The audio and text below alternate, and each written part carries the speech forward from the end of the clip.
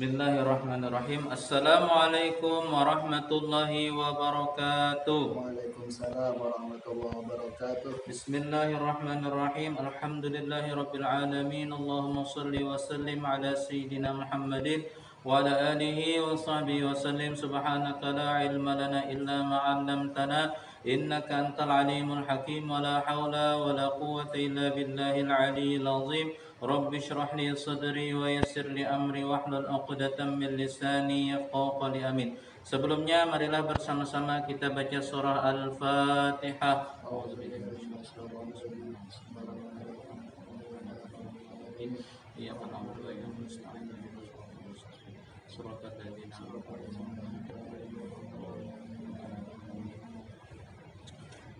Selamat pagi anak-anakku semua yang Bapak sayangi, yang Bapak banggakan. Alhamdulillah di pagi hari ini kita sudah menghadapi tahun ajaran baru 2020-2021.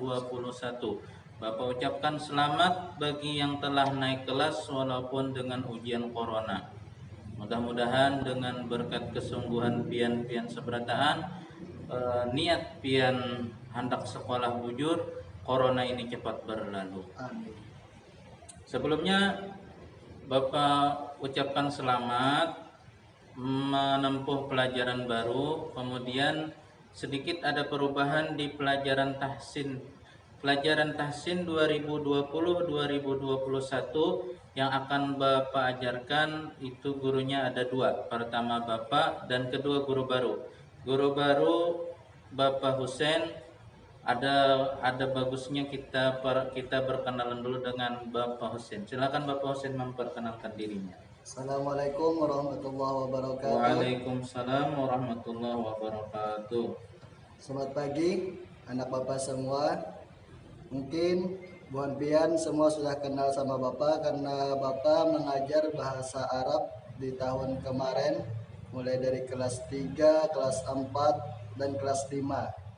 Sekarang kita bertemu lagi di kelas 6, tapi beda mata pelajaran. Sekarang Bapak ngajar tahsin bersama Bapak Sarwani menggantikan Bapak Sahrizal. Ya, cukup untuk sampai di sini perkenalannya. Buan Pian sudah kenal juga sama Bapak. Ya, kita lanjutkan materi kita tahsin. Silakan ambil buku materi tahsinnya, tajwid yang berwarna hitam. Nah, dekatkan di kamera Pak Husen. Nah, tajwid berwarna hitam. Nyatakan di belakangnya ada gambar. Coba lihat belakangnya ada gambar seorang ulama. Kalau ada salah nama Sidin K. As'ad Mas'ud ya rasanya mungkin ada salah. Nah, pesan Bapak jangan digambar-gambari. Jangan dikacamatai, jangan diapa-apai. Nah, janganlah. Karena banyak Bapak temukan banyak yang kada bagus, macam-macam gambarnya. Dipelihara bukunya. Kemudian buka pendahuluan.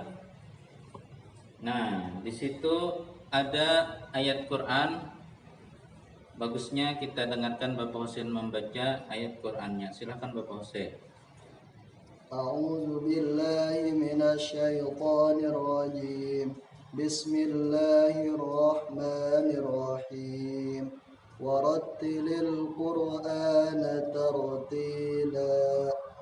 Artinya adalah membaguskan bacaan huruf-huruf Al-Qur'an dengan terang, teratur dan tidak terburu-buru, serta mengenal tempat-tempat wakaf sesuai aturan-aturan tajwid. Oleh karena itu, fardu kifayah hukumnya belajar ilmu tajwid, dalam kurung mengetahui istilah-istilah dan hukum-hukumnya. Ujar beliau menerangkan di dalam kitab tersebut, hukum pertama dalam mempelajari ilmu tajwid adalah fardu kifayah. Fardu kifayah artinya secara ringkas, fardu itu wajib, kifayah itu mencukupkan, kewajiban yang mencukupkan apabila dikerjakan satu orang dalam suatu perkumpulan atau suatu kampung. Jadi pahalanya sangatlah besar Contoh seperti memandikan orang mati, menyembahyangkan orang mati, itu cukup beberapa orang saja, tidak perlu sekampungan, dan pahalanya sangatlah besar, menggugurkan dosa seluruh kampung. Tapi apabila tidak ada di dalam kampung tersebut yang memandikan mayit sesuai dengan ajaran agama Islam, tidak ada yang bisa menyembahyangkan mayit sesuai ajaran agama Islam, bila mayitnya orang Islam juga, maka sekampungan itu dihukum Allah Ta'ala dengan mendapatkan dosa. Seperti itu pula membaca Al-Quran, apabila dalam suatu kampung, dalam suatu perkumpulan itu tidak ada lalu yang bisanya membaca Al-Quran, maka kampung tersebut, perkumpulan tersebut akan mendapatkan hukuman dosa dari Allah Subhanahu wa taala. Na'udzubillah min dzalik. Kemudian sangatlah bangga anak-anak Bapak dan kita sekalian diberikan amanah untuk mengerjakan suatu fardu kifayah ini. Dengan adanya kita, maka kampung kita terselamatkan daripada dosa. Alhamdulillahi Rabbil Alamin. Jakanya kata kita membaca kitab tajwid ini, maka kampung kita akan dihukumkan berdosa oleh Allah Subhanahu wa taala. Jadi sangatlah besar pahalanya. Kemudian hukum yang kedua, D. Fardu Ain. Hukumnya membaca Al-Quran dengan baik dan benar, dalam kurung praktek sesuai dengan aturan-aturan ilmu tajwid. nah, fardu ain.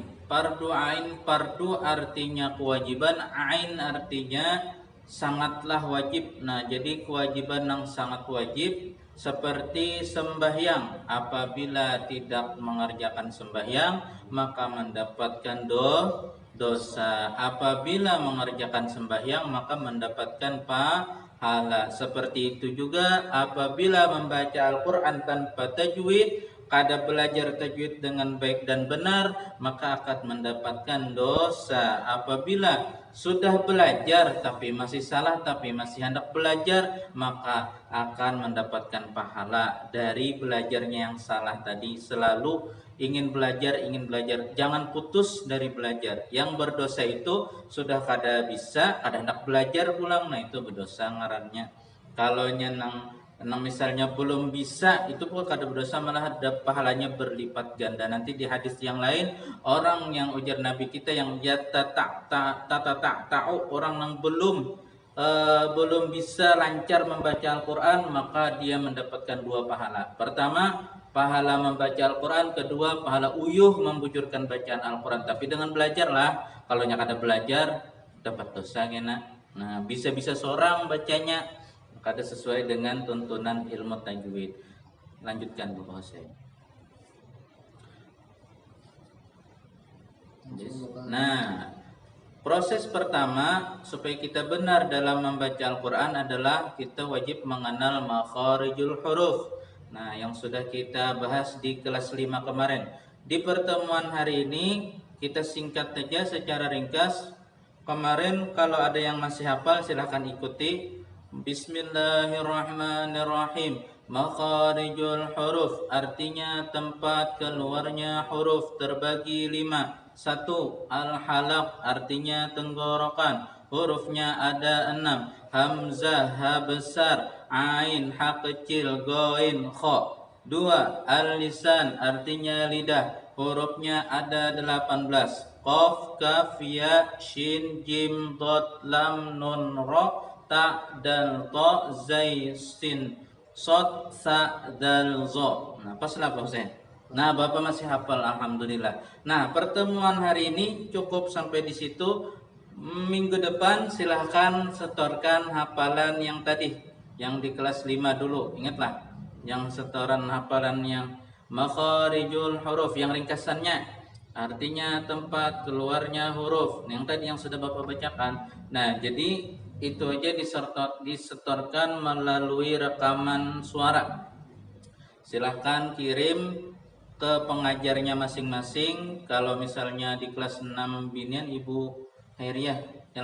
Nah, silahkan hasil rekaman pian kirim ke Ibu Khairiyah. Nanti Ibu Khairiyah mengoreksinya. Tapi dengan hafalan lah, dan jangan dengan membaca. Jadi dihafali di rumah. Minggu depan ringkasannya yang sudah Bapak ringkaskan di kelas 5.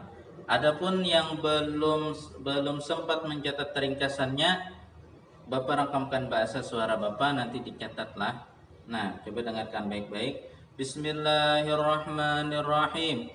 Makharijul huruf artinya tempat keluarnya huruf, terbagi 5. 1. Al-halaq artinya tenggorokan, hurufnya ada 6. Hamzah, ha besar, ain, ha kecil, goin, kha. 2. Al-lisan artinya lidah, hurufnya ada 18. Qaf, kaf, ya, shin, jim, dot, lam, nun, ra, ta, dal, ta, zai, sin, sod, sa, dal, zo. Nah, cukup sampai di situ. Terima kasih. Pertemuan hari ini Bapak cukupkan. Mungkin ada pesan-pesan sedikit dari Bapak Hussein, silahkan untuk anak-anak kita yang soleh dan soleha. Nah, karena kita belajarnya online, Bapak minta kejujuran anak-anak Bapak semua. Tadi kan Bapak Sarwani memberikan materi tentang al-halaq sama al-lisan, dan itu nanti disetorkan. Bapak minta kejujurannya bagi anak-anak Bapak semua itu secara hafalan, jangan melihat buku. Nah, jadi bujur-bujur dihafali. Bapak yakin anak-anak Bapak semua orang-orang yang jujur. Nah, Bapak minta kejujurannya. Oke?